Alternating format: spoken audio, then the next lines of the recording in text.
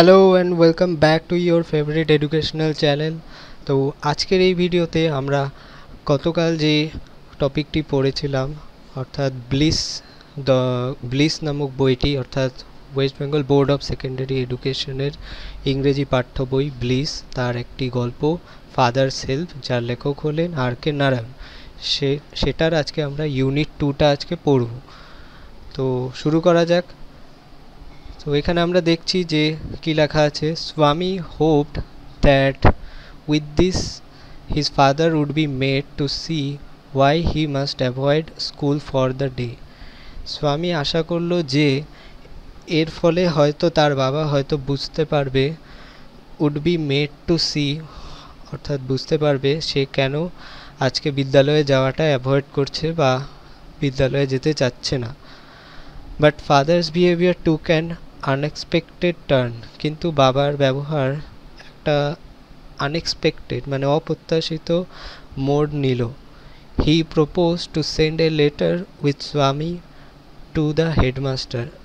সে পরামর্শ দিল একটা চিঠি নিয়ে যাওয়ার জন্য স্বামীকে তার প্রধান শিক্ষককে দেওয়ার জন্য।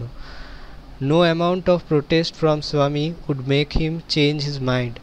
স্বামীর কোনো প্রতিবাদী তার বাবার মনকে পাল্টাতে পারবে না বা তিনি যেটা মনস্থির করেছেন সেটা পরিবর্তন করতে পারবে না।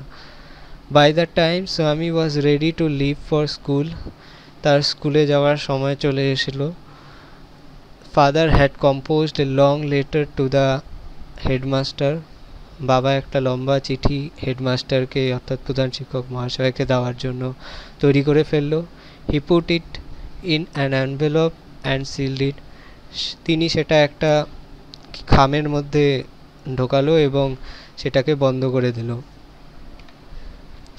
What have you written father, Swami asked apprehensively. বাবা তুমি এটায় কি লিখেছো, স্বামী জিজ্ঞেস করলো শঙ্কিত মনে। Nothing for you, give it to your headmaster and go to your school, go to your class. কিছু না, তুমি এটা তোমার প্রধান শিক্ষককে দেবে এবং তুমি তারপর তোমার ক্লাসে চলে যাবে।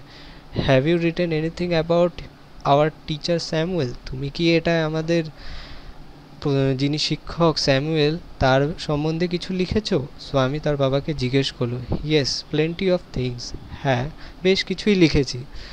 What has he done father, Swami জিজ্ঞেস করলো বাবা সে কি করেছে? Everything is there in the letter, give it to your headmaster, সব কিছু এই চিঠিতে লেখা আছে, তুমি সেটা তোমার প্রধান শিক্ষককে দিয়ে দেবে। Swami went to school feeling that he has the worst boy on earth, Swami বিদ্যালয়ে যেতে শুরু করলো ভাবতে ভাবতে যে সেই পৃথিবীর সবচেয়ে দুর্ভাগ্য আছে এমন একজন বালক। হিজ কনসায়েন্স বদার্ড হিম, তার বিবেক তাকে সর্বদা এক প্রকার কি বলবো উত্তেজনা বা বদার মানে তাকে বিরক্ত করছিল তার বিবেকে এই কথাটা। He was not at all sure if his description of Samuel had been accurate, সে ইভেন নিশ্চিত ছিল না যে তার যে বিবরণ স্যামুয়েল নামক শিক্ষকের ব্যাপারে যেটা তার বাবাকে বলেছিল সেটা একদম সঠিক ছিল কিনা।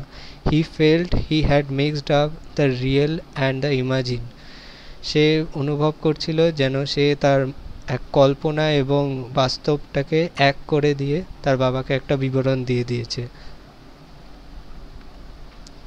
তারপর স্বামী stopped on the road side to make up his mind about Samuel, স্বামী রাস্তার পাশে একটু দাঁড়ালো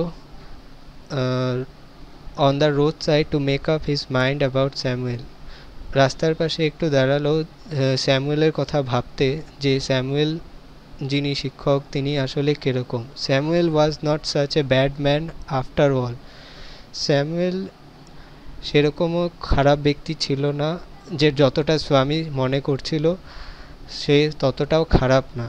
personally he was much more friendly than the other teachers, ব্যক্তিগতভাবে সে আরও বন্ধুত্বসুলভ, সে আরও বেশি বন্ধুত্ব সুলভ যতজন স্কুলে বাকি যারা টিচাররা রয়েছে তাদের থেকে। Swami also felt Samuel had a special regard for him. স্বামী আরও অনুভব করলো যে স্যামুয়েল তার কাছে স্যামুয়েলের কাছে সে আরও বেশি গণ্য অনুভব করে। Samuel had a special regard for him, মানে স্যামুয়েলের কাছে স্বামীর একটা বিশেষ আলাদা কি বলবো মানে স্যামুয়েল তিনি স্বামীকে একটু আলাদা চোখেও দেখেন। Swami's head was dizzy with confusion, স্বামীর মাথা ঘোরাচ্ছিল এই কি বলবো বিভ্রান্তিতে বা কনফিউশনে তার মাথা ঘোরাচ্ছিল। He could not decide if Samuel really deserve the allegations made against him in the letter. সে ঠিক করতে পারছিল না যে স্যামুয়েল কি সত্যি এই আরোপ যেগুলো এই চিঠিতে করা হয়েছে স্যামুয়েলের ব্যাপারে সেগুলো কি সে সত্যি ডিজার্ভ করে, তার কি সেটা সত্যি প্রাপ্য স্যামুয়েলের। The more he thought of Samuel, the more Swami grieved for him. যত সে ভাবতে থাকলো স্যামুয়েলের বিষয়ে তত সে দুঃখ পেতে থাকলো তার জন্য। To recall Samuel's dark face, his thin mustache, unshaven cheek and yellow coat filled Swaminathan with sorrow.